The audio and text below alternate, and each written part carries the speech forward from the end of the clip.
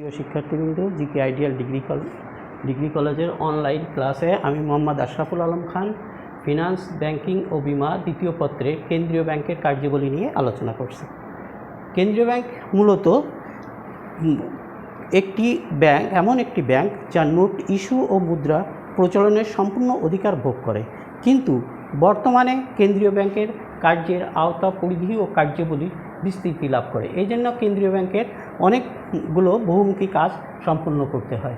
আসলে কেন্দ্রীয় ব্যাংকের বহুমুখী কার্যাবলীর ভিতরে আমরা প্রথমেই আসি সাধারণ কার্যাবলী, সরকারের ব্যাংক হিসেবে সম্পাদিত কার্যাবলী, অন্যান্য ব্যাংকার হিসেবে সম্পাদিত কার্যাবলী, উন্নয়নমূলক কার্যাবলী এবং অন্যান্য কার্যাবলী। সাধারণ কার্যাবলীর ভিতরে আমরা প্রথমে আসি সাধারণ কার্যাবলীর ভিতরে নোট প্রচলন ও মুদ্রা প্রচলন। নোট ও মুদ্রার প্রচলন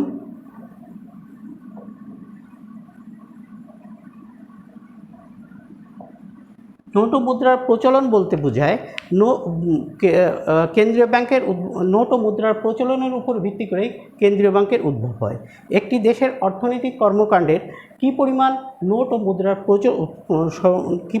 ও মুদ্রা সরবরাহ করা হয় এবং ব্যবসা, বাণিজ্য এবং আর্থিক কাজের জন্য কী পরিমাণ নোট ও মুদ্রার প্রয়োজন কেন্দ্রীয় ব্যাংক তা নির্ধারণ করে এবং সেই অনুযায়ী পরবর্তীতে নোট ইস্যু করে এবং প্রত্যেক দেশেই নোট ইস্যু করার দায়িত্ব কেন্দ্রীয় ব্যাংকের।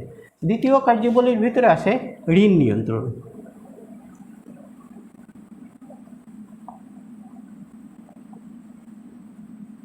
কেন্দ্রীয় ব্যাংকের দ্বিতীয় কার্যাবলীর মধ্যে প্রথমে আসে ঋণ নিয়ন্ত্রণ।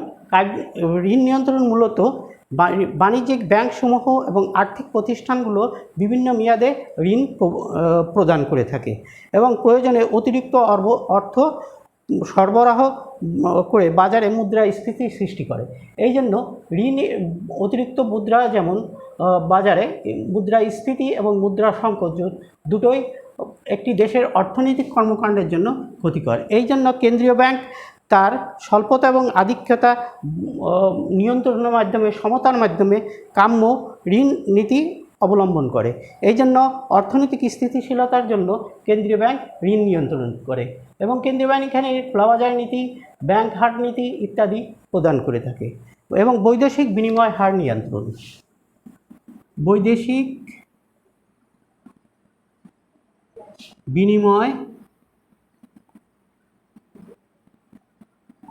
হার নিয়ন্ত্রণ। এখানে বৈদেশিক বিনিময় হার নিয়ন্ত্রণ বলতে বোঝায় একটি দেশের লেনদেনের ভারসাম্য সেই দেশের বৈদেশিক মুদ্রার উপর নির্ভর করে। কেন্দ্রীয় ব্যাংক দেশীয় মুদ্রার সাথে বৈদেশিক বিনিময় হার নির্ধারণ করে, পাশাপাশি দেশের মুদ্রার লেনদেন বা আগমন নির্গমন নিয়ন্ত্রণ করে থাকে। কেন্দ্রীয় ব্যাংকের অন্যতম প্রধান কাজ হলো বৈদেশিক মুদ্রার বিনিময় হার নিয়ন্ত্রণ করা। উদাহরণস্বরূপ বলা যায় যে আমরা যদি ইন্ডিয়াতে যাই, সেখানে দেখা যায় যে টাকার পরিবর্তে আমরা রুপি ব্যবহার করে থাকি, কারণ রুপির মাধ্যমেই সমস্ত কেনাকাটা, যাতায়াত ব্যবস্থার জন্য রুপির প্রয়োজন হয়। সেখানে যেমন আমরা যদি গত বছরও আমি ইন্ডিয়াতে যাই থেকে, সেখানে দেখা গেছে যে 100 টাকার পরিবর্তে আমাদেরকে 82 টাকা প্রদান করছে, অথবা $1 সমান 82 টাকা বা 84 টাকায় বিক্রয় হয়। এই ক্ষেত্রে সাধারণত কেন্দ্রীয় ব্যাংকই এই বৈদেশিক বিনিময় হারটা নির্ধারণ করে থাকে। মূল্য স্তর স্থিতিশীল রাখা।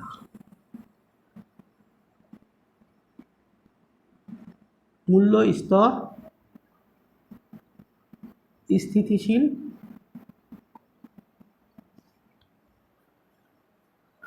রাখা।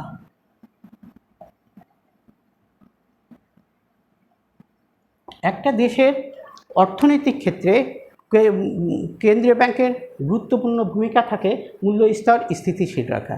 একটা দেশের অর্থনৈতিক ক্ষেত্রে অস্থিতিশীলতার ফলে একটি দেশের উৎপাদন ব্যাহত হতে পারে, সঞ্চয় ব্যাহত হতে পারে, বিনিয়োগ ব্যাহত হতে পারে ইত্যাদি। অর্থনৈতিক এইরূপ অবস্থার জন্য সবসময় মূল্য স্তরটা যেন স্থিতিশীল থাকে, কখনো মুদ্রাস্ফীতি বা মুদ্রা সংকোচন না হয়। সেক্ষেত্রে দেখা যায় যে মূল্য স্তর যদি স্থিতিশীল থাকে তাহলে দেশের অর্থনৈতিক অবস্থাটা স্থিতিশীল থাকে। চতুর্থ, এরপরে আসছে আমরা বৈদেশিক মুদ্রার তহবিল সংরক্ষণ করা।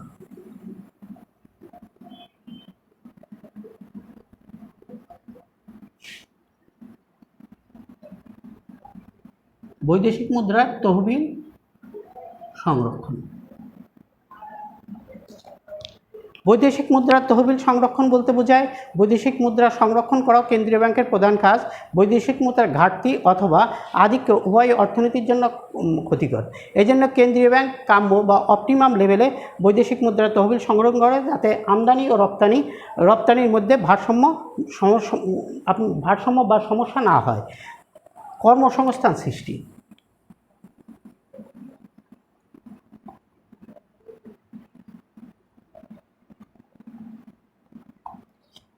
কর্মসংস্থান সৃষ্টি বলতে বোঝায় কেন্দ্রীয় ব্যাংক নতুন নতুন ব্যাংক ও বিভিন্ন বাণিজ্যিক ব্যাংকের শাখা খোলার অনুমতি দেয় এবং এর মাধ্যমে কর্মসংস্থানের সৃষ্টি করে।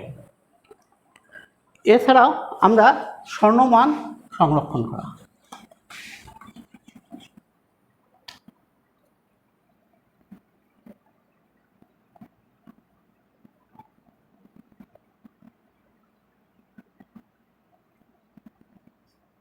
স্বর্ণমান সংরক্ষণ বলতে বোঝায় একটি দেশের স্বর্ণমান সংরক্ষণ করা কেন্দ্রীয় ব্যাংকের অন্যতম প্রধান কাজ।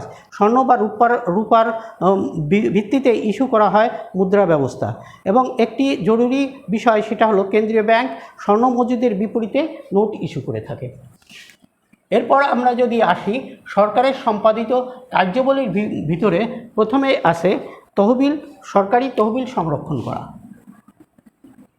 সরকারি তহবিল সংরক্ষণ। সরকারি তহবিল সংরক্ষণ বলতে বোঝায় আমরা কেন্দ্রীয় ব্যাংক সরকারের আয়ের উৎস থেকে সংগৃহীত তহবিল সংরক্ষণ এবং তত্ত্বাবধান করে থাকে। সরকারের বিভিন্ন পর্যায়ে তহবিল স্থানান্তর করা এবং বিভিন্ন উৎস থেকে তহবিল সংগ্রহ ও জমা রাখা। হিসাব রক্ষণ।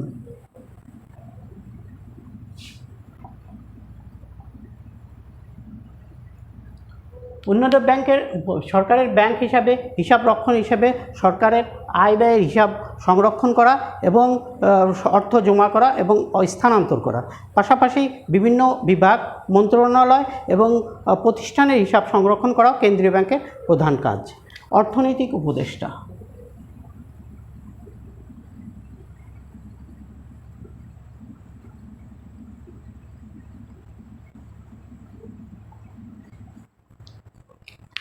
সরকারি ব্যাংক হিসেবে কেন্দ্রীয় ব্যাংক যাবতীয় অর্থনৈতিক নীতি ও পরিকল্পনা প্রণয়ন এবং বাস্তবায়ন করে থাকে। কেন্দ্রীয় ব্যাংক সাধারণত বিভিন্ন প্রকার অর্থনৈতিক কাজকর্মে ব্যাংক সরকারকে পরামর্শ দিয়ে থাকে। সরকারি প্রতিনিধি হিসেবে ঋণ নিয়ন্ত্রণ করা, বৈদেশিক বিনিময়, রপ্তানি এবং উন্নয়নমূলক বিভিন্ন কর্মকাণ্ডে অর্থনৈতিক উপদেষ্টা হিসেবে কাজ করে।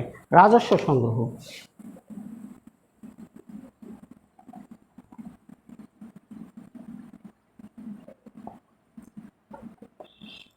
কেন্দ্রীয় ব্যাংক সাধারণত সরকারের পক্ষে রাজস্ব আদায় করা কেন্দ্রীয় ব্যাংকের অন্যতম প্রধান কাজ। বিভিন্ন অর্থনৈতিক উন্নয়নের বিশেষ করে খরচ হয়ে থাকে, সেই খরচের অংশ হিসেবে সরকার বিভিন্ন উৎস থেকে অর্থ সংগ্রহ করে থাকে। সরকারের প্রতিনিধিত্ব।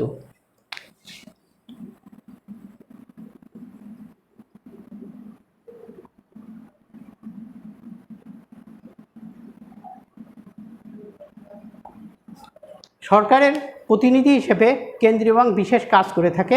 সরকারের প্রতিনিধি হিসেবে দেশে বিদেশে বিভিন্ন চুক্তি এবং আর্থিক লেনদেন সম্পন্ন করে থাকে। সরকারের আর্থিক নীতি বাস্তবায়ন।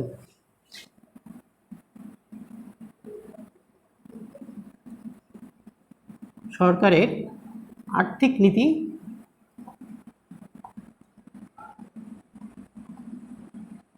বাস্তবায়ন। কেন্দ্রীয় ব্যাংক সরকারের আর্থিক নীতি বাস্তবায়নের ক্ষেত্রে বিভিন্ন পরামর্শ দিয়ে থাকে এবং পাশাপাশি তা কার্যকর করে। এরপর আমরা যদি আসি অন্যান্য ব্যাংকের ব্যাংকার হিসাবে সম্পাদিত কার্যাবলী। সাধারণত অন্যান্য ব্যাংকের ব্যাংকার হিসেবে কেন্দ্রীয় ব্যাংক বিশেষ ভূমিকা পালন করে থাকে। সবচেয়ে প্রথম কাজ হলো বাণিজ্যিক ব্যাংকের তফসিলভুক্তকরণ।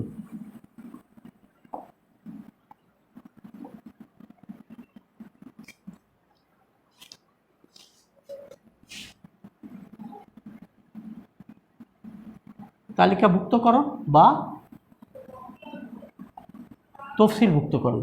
কেন্দ্রীয় ব্যাংক সাধারণত বিভিন্ন ব্যাংককে যাবতীয় শর্তাবলী পরীক্ষা নিরীক্ষা করে, উপযুক্ত মনে করলে তা পরিচালনার অনুমতি দেয় এবং তালিকাভুক্ত করে। বাণিজ্যিক ব্যাংকগুলো কেন্দ্রীয় ব্যাংকের তালিকাভুক্তিকরণের মাধ্যমে বিভিন্ন সুযোগ সুবিধা লাভ করে থাকে। ঋণের শেষ আশ্রয়স্থল।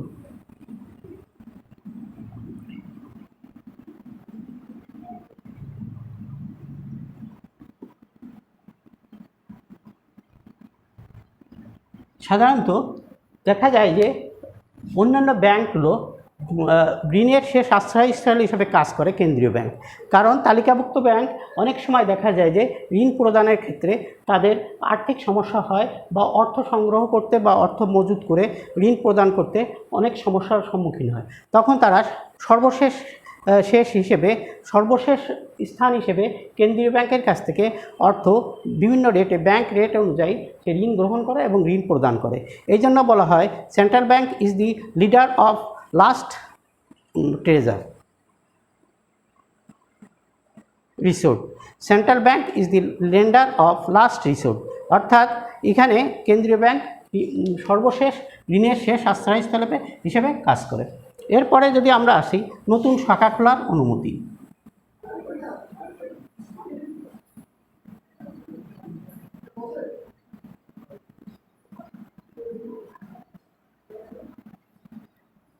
বাণিজ্যিক ব্যাংক বা অন্যান্য ব্যাংক বা আর্থিক প্রতিষ্ঠানগুলো যখন তাদের আওতা বা পরিধি বাড়ানোর ক্ষেত্রে কেন্দ্রীয় ব্যাংকের অনুমতি সাপেক্ষে সে নতুন শাখা খোলার অনুমতি প্রাপ্ত হয় এবং তার কার্যক্রম পরিচালনা করতে পারে।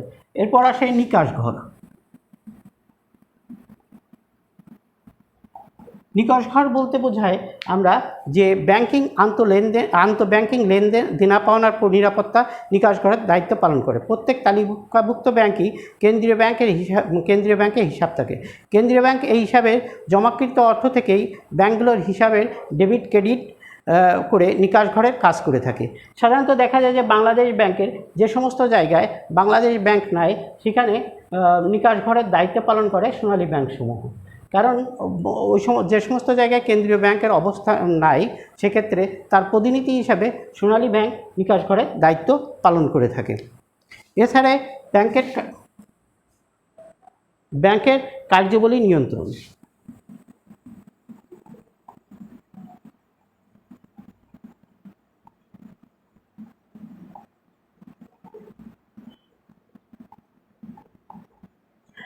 ব্যাংকসমূহ তার ইচ্ছামাফিক যে কোনো কাজ করতে পারে না।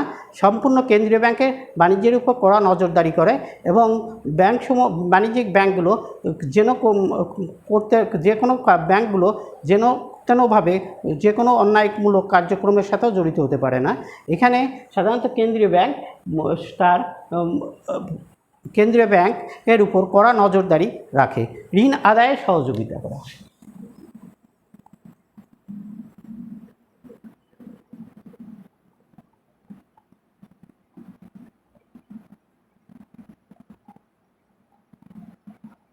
এক্ষেত্রে দেখা যায় যে কেন্দ্রীয় ব্যাংক সাধারণত ঋণ খেলাফেদের তালিকা তৈরি করে এবং যথাযথ আইন প্রয়োগের মাধ্যমে বাণিজ্যিক ব্যাংক বা অন্যান্য ব্যাংকে ঋণ আদায়ে সহায়তা করে।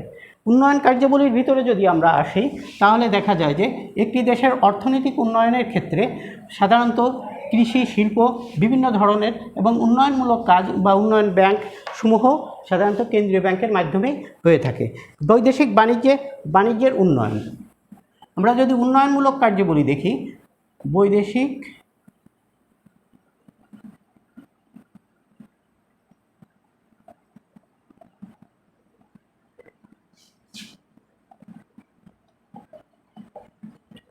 বাণিজ্য উন্নয়নের ক্ষেত্রে বৈদেশিক বাণিজ্যের উন্নয়নের ক্ষেত্রে দেখা যায় যে কেন্দ্রীয় ব্যাংক দেশের মুদ্রার বিনিময় হার স্থিতিশীল রেখে বৈদেশিক বাণিজ্যের প্রসারে সহায়তা করে এবং বিদেশের সাথে বাণিজ্য নীতি নেওয়ার ক্ষেত্রে কেন্দ্রীয় ব্যাংক প্রয়োজনীয় পরামর্শ দিয়ে থাকে এবং বৈদেশিক বাণিজ্য উন্নয়নের ভূমিকা রাখে। কৃষি ও শিল্প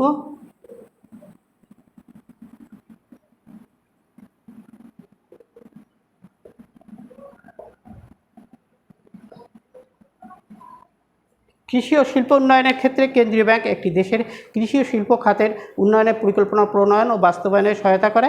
এটি সরকারের বিভিন্ন নীতি যেমন নৈতিক প্ররোচনা নির্ধারণের মাধ্যমে ঋণ সহায়তা প্রদান করে। কৃষি ও শিল্প উন্নয়নের ক্ষেত্রে শিল্প ব্যাংক, রাজশাহী কৃষি উন্নয়ন ব্যাংক, কৃষি ব্যাংক এবং এছাড়াও আমরা আর্থিক উন্নয়নের ক্ষেত্রে অর্থনৈতিক উন্নয়নের কার্যক্রমে কেন্দ্রীয় ব্যাংক বিশেষ ভূমিকা পালন করে।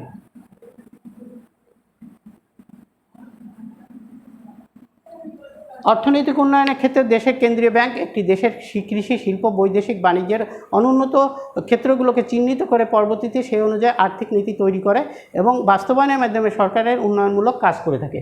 সাধারণত দেখা যায় যে অর্থনৈতিক উন্নয়ন বা কৃষি ও শিল্প উন্নয়নের ক্ষেত্রে হাউস বিল্ডিং ফাইন্যান্স কর্পোরেশন গৃহ নির্মাণ ঋণ প্রদান করে, BSCIC Bangladesh small industries and corporation, Rajshahi কৃষি উন্নয়ন ব্যাংক, শিল্প ব্যাংক ইত্যাদি এই সমস্ত ব্যাংকগুলো এবং উন্নয়নমূলক bank ICB international corporation of Bangladesh, এই সমস্ত ব্যাংকগুলো সাধারণত কৃষি শিল্প উন্নয়নে অর্থনৈতিক উন্নয়নে বিশেষ ভূমিকা পালন করে থাকে। এছাড়াও আমরা যদি দেখি এখানে সাধারণত রপ্তানিমুখী শিল্প প্রতিষ্ঠানকে উৎসাহিত করে, রুগ্ন শিল্পকে সহায়তা করে, বিভিন্ন ধরনের কার্যক্রমে পরিচালনা করে থাকে। অন্যান্য কার্যাবলীর ভিতরে যদি দেখি আমরা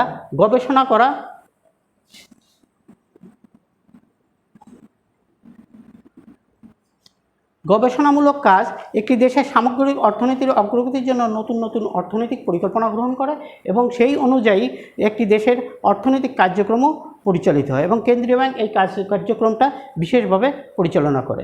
রিপোর্ট তৈরি করা।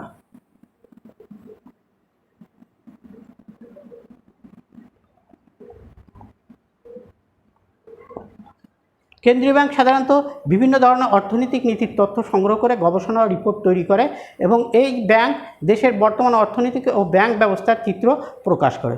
তহবিল সংগ্রহ ও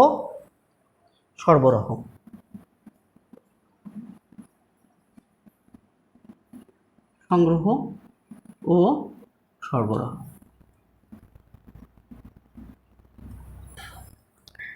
এখানে দেখা যায় যে সরকারের ব্যাংক অন্যান্য ব্যাংকের ব্যাংকার হিসাবে কেন্দ্রীয় ব্যাংক সাধারণত সংশ্লিষ্ট ব্যক্তি বা প্রতিষ্ঠানকে বিভিন্ন তথ্য সরবরাহ করে এবং তাই বলা যায় যে নীতি ও আদর্শগত দিক দিয়ে কেন্দ্রীয় ব্যাংক একটি স্বতন্ত্র বৈশিষ্ট্য বহন করে। আসলে আমরা কেন্দ্রীয় ব্যাংক এমন একটি ব্যাংক যা ব্যাংক রিজার্ভ সংরক্ষণ করে, ঋণ আদায় ও নিকাশ ঘর হিসাব কাজ করে থাকে এবং নোট প্রচলন ও নোট ইস্যু তৈরি করে থাকে। এই বিভিন্ন কার্যক্রমের মাধ্যমে কেন্দ্রীয় ব্যাংক নিয়োজিত থাকে। ধন্যবাদ।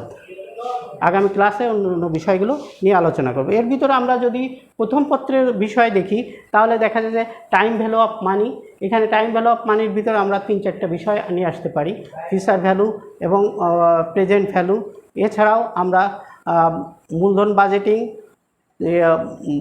বাজেটিং, দীর্ঘমেয়াদী অর্থসংস্থান, রিস্ক রিটার্ন ইত্যাদি বিষয়গুলো নিয়ে আমরা আলোচনা করতে পারি। ধন্যবাদ সবাইকে। আগামী ক্লাসে আমরা অন্যান্য বিষয় নিয়ে আলোচনা করব।